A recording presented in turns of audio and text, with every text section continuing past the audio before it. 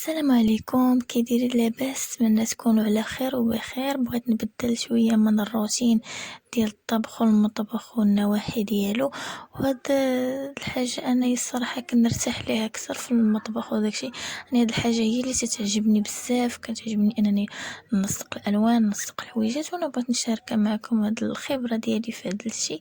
يعني مني يعني في الدراسة ديالي كانوا البنات كيجيو عندي وكيقول لي نسقنا الالوان ديالنا، نسقنا الحوايج شنو بغينا نلبسو هادي.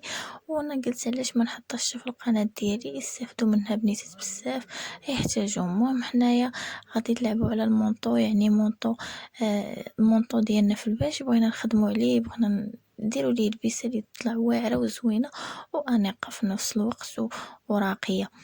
المهم الا كان عندك تريكو كحل كديري عليه تريكو باج، يعني ماشي ضروري باج خو، يعني غير الديكرادي ديالو، يعني حيت الباج درجات حنا ما بغيناش نلبس نكونوا مشابهين بحال البيجامه ديال الناس غادي نلبسوها تكون خاصه. يعني حنا غاديين خارجين ماشي بالضروره يكون باج خو. المهم وكنزيدو قطعه ديال شي حاجه ديال الاكسسوار على حسب متوفر عندك.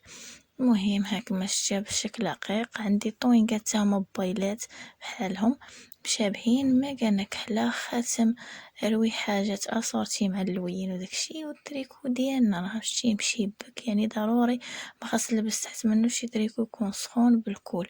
والصاك ديالنا كحل حتى هو راه داخل فيه البيج، والسروال ديالنا راه حتى هو كحل.